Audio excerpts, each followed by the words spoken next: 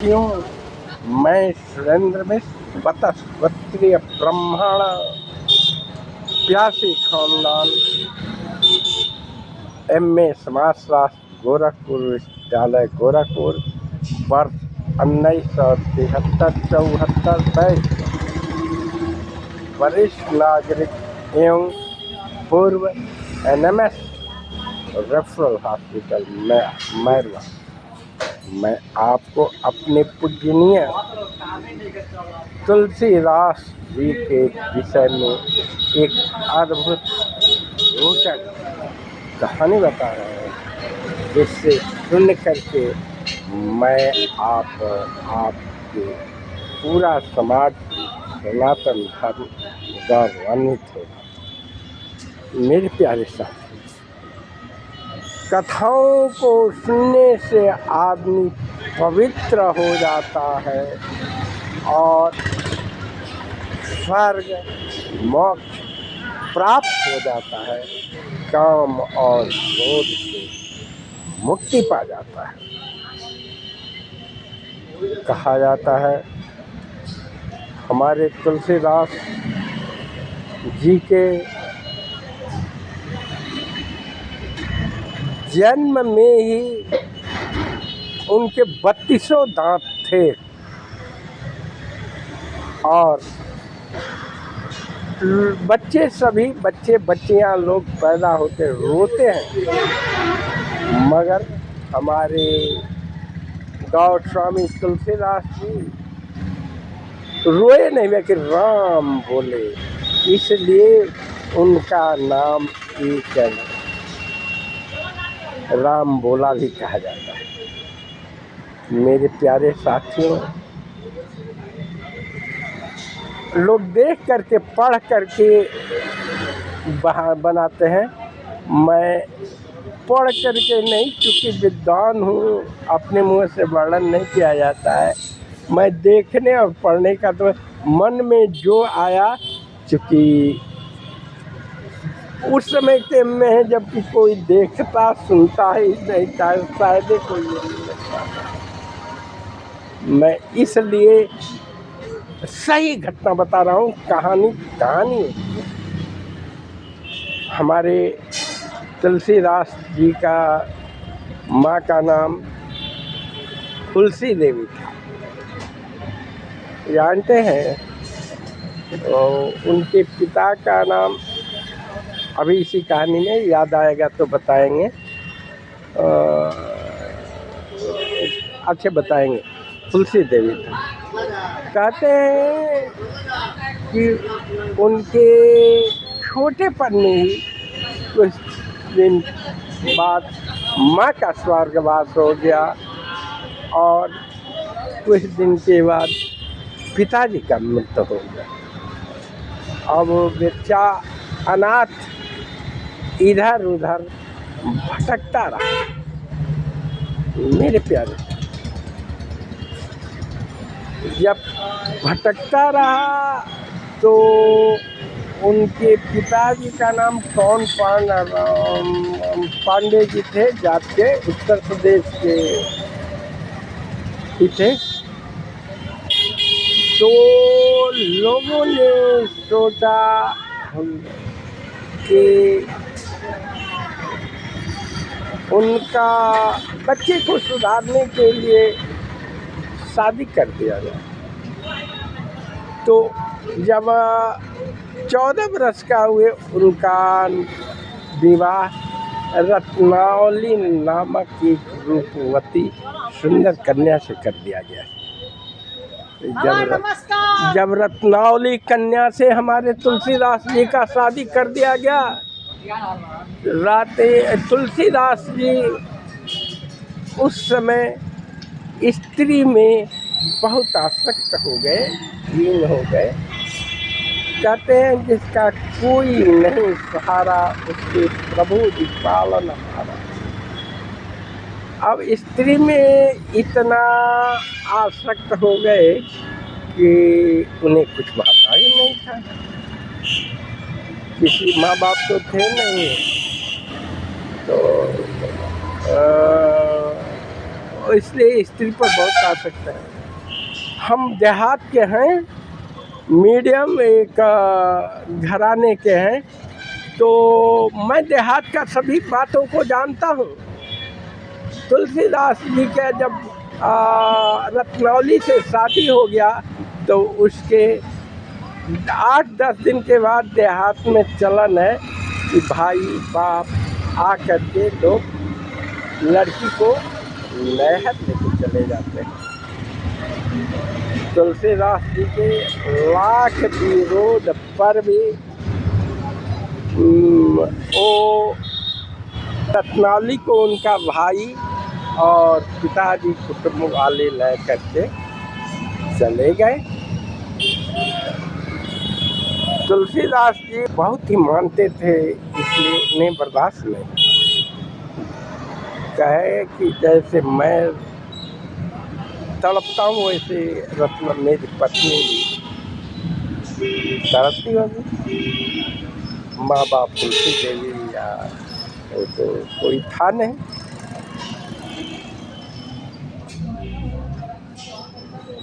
तो संध्या का समय था, वो चल दिए और पूछते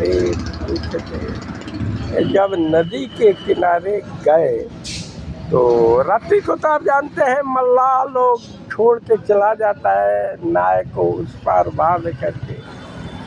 अब हमारे तुलसीदास जी क्या करें, तो एक मुर्दा को जानते हैं, मुर्दा के बाढ़ में भादों की रात नशीली रात थी, तो उसमें बहते हुआ मुर्दा फूल के उतराया था।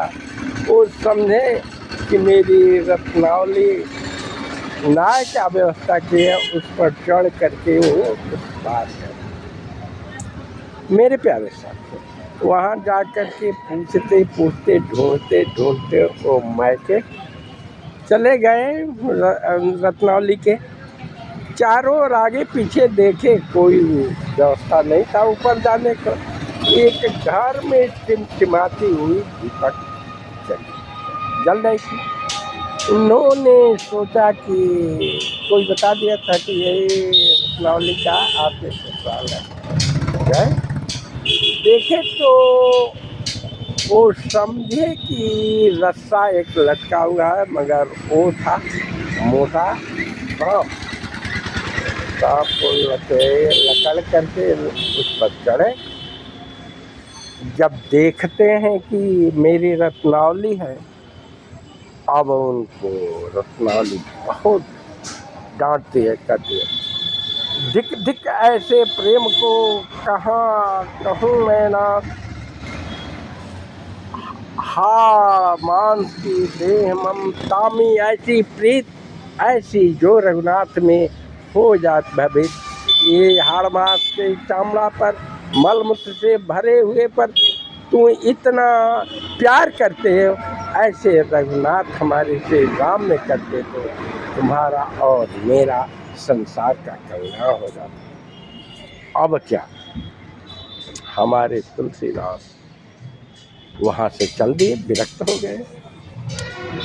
अयोध्या आते हैं। अयोध्या आकर के राम का सरजू तट के किनारे पानी पीते हैं। वैसे अब जानते हैं लाखों लाख रामायण हैं, सभी रामायण को रामायण कहते हैं, राममय गाथा को रामायण कहते हैं। ये भी कहा जाता है कि हमारे तुलसीदास वाल्मीकि के अवतार थे, वाल्मीकि के रूप थे। वाल्मीकि रामायण, तुलसी रामायण, रामचरितमानस, उत्तर रामायण, हनुमान जी भी रामायण लिखा है, लाखों रामायण है, बाकी सभी रामायण हैं। ये तो आप जानते हैं। अब राम के प्रत्यक्ष ये भी संस्कृत में रामायण लिख, मगर कुछ देर के बाद हमारे भोलेनाथ की कृपा से कहते हैं कि भोलेनाथ स्वयं उस रामायण को लिखे थे हिंदी में, मगही भाषा में। उन्होंने उनको अपने रामायण, जो भोलेनाथ कर्पूर गौरं करुणावतारं है, शंकर पति भोले पार्वती के, गणेश जी के पिता, कैलाश पर्वत निवासी, वो उनके दिमाग पर या हृदय में बात के उन्होंने रामचरितमानस मगही भाषा में, लोग बोलचाल के भाषा में रचना शुरू कर दिया। रामायण को, ये रामायण नहीं है, रामचरितमानस है। 7 कांड, वो कांड नहीं लिखे, 7 खंड में। मेरे प्यारे साथ, जब रामायण रामचरितमानस भोलेनाथ की कृपा से ये स्वयं लिखने लगे, सब लोगों ने बहुत विरोध किया, मगर जहाँ शंकर जी की कृपा है वहाँ दूसरा कोई क्या कर सकता है, जब वही लिखवा रहे हैं। तो जानते हैं, अब इसी में एक कहानी सुन लीजिए। देहात में पहले खुले में शौच करने का ये था। हमारे तुलसीदास जी ब्राह्मण थे, पांडे थे, उन तो वो क्या किए, मग में या लोटा में या कमंडा में पानी लेके जाते थे और खुले में शौच करते थे। जो पानी बचता था, एक बैर का पेड़ सूखा था, उसे तो गिरा देते थे। ये बार बार गिराते रहे। वो बैर का पेड़ सूख रहा था, वो हरा भरा हो गया। एक जब मनुष्य को आदत पड़ जाता है, भाग्य बनना होता है, तो आदमी कुछ भी करेगा। वो दिन प्रतिदिन गिराते थे, उस पर एक प्रेत रहता था। एक दिन प्रकट हो गया बैठ, और कहता है कि तूने मेरी बहुत सेवा की है। जानते हैं कि प्रेत सब वही गंदा पानी पीता है और सोता है। मैं तुम्हारा मदद करना चाहता हूँ, तुम मुझसे वरदान मांग। तो तुलसी जी तो ब्राह्मण स्वभाव, मांगने का तो ढंग आता नहीं था, वो क्या मांगे। कहे कि ठीक है, तू देना ही चाहता तो मुझे राम को दे दो। राम को दे नहीं दो, भेंट भी करा दो। वो प्रेतात्मा कहती है, मैं राम को दे तो नहीं सकता, मगर उनको मिलाने का उपाय बता दूंगा, और जिससे राम और सीता को लक्ष्मण के पास। और तुलसीदास जी कहे कि बताओ, तो कहे कि जाओ, जो तुम प्रवचन करते हो, राम कथा कहते हो, देश देश के लोग चारों ओर आते हैं, सुनते हैं, उसकी बहुत प्रशंसा होती है।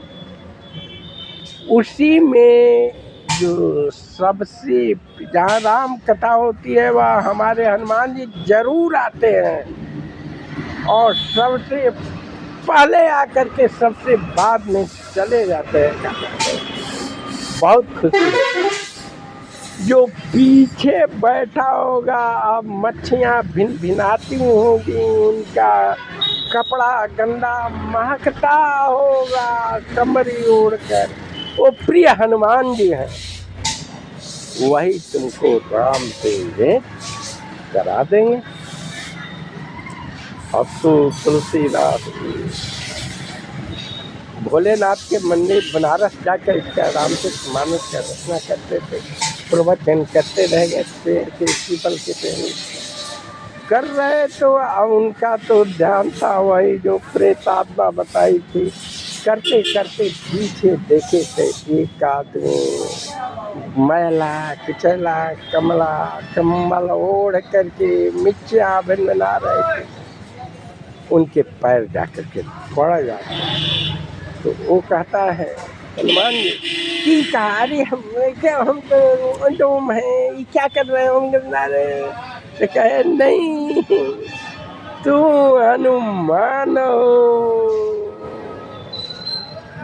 और मुझे राम लक्ष्मण से। हनुमान जी तो हनुमान जी है अंजनी लला पवन सुत हनुमान, रुद्र अवतार, रुद्र के रूप कहे कि ठीक है।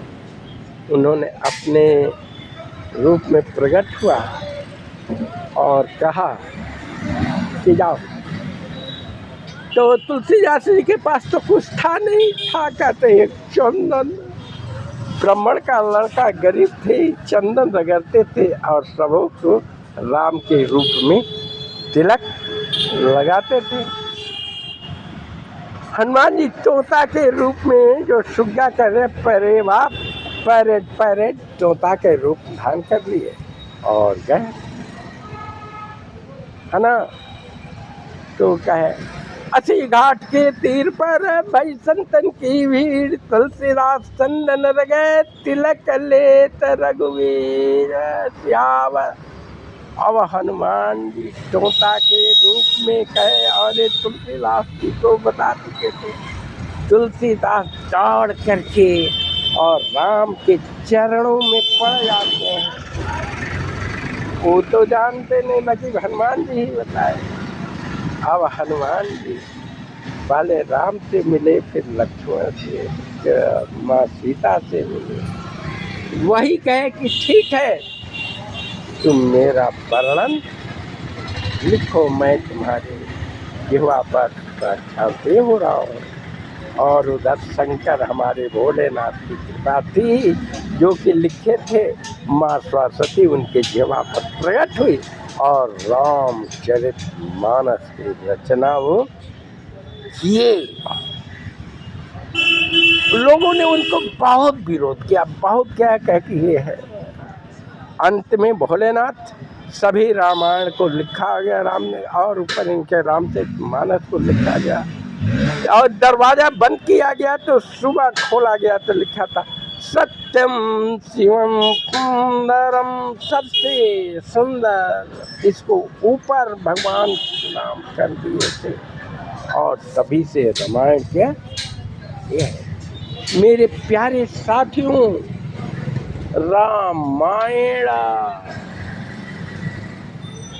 रामायण होता है रामचरितमानस पूरा तुलसी राम के वर्णन है।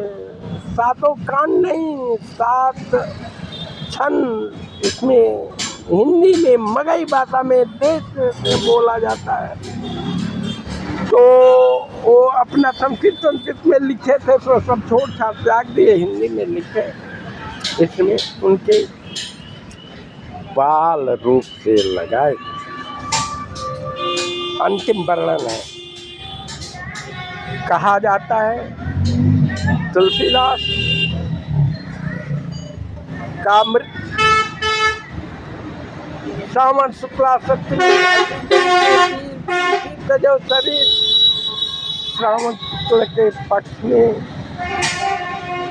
तुलसीदास 80 घाट के तीर पर अपने संवत 1680 गण के तीर श्रावण शुक्ला सप्तमी तुलसी तजो शरीर अपने शरीर को त्याग दिए। मेरे प्यारे साथियों, मैं इस कथा को आपको पूरा तुलसीदास जी का बताया। यदि अच्छा लगे तो मेरे जागो हिंदू ब्राह्मण एकता मंच का सदस्य बने, चैनल को सब्सक्राइब करें और बेल घंटी बजाएं। यदि आप इसको सदस्य बन चुके हैं तो दूसरे को प्रेरित करें, जिससे हमारे जागे हिंदू ब्राह्मण एकता मंच का सदस्य बने, सब्सक्राइब करें। बहुत मेहनत से मैं ऐसी बताता हूँ घटनाएं और कथा बताता हूँ। मेरे प्यार से तो मेरा दूसरा चैनल है DR सुरेंद्र इंद्रजीत। मेरे प्यारे साथी, इसका भी सदस्य भगवान आपका, मेरे समाज कथावाचक श्रोता वक्ता सबका कल्याण करें। जय हिंद।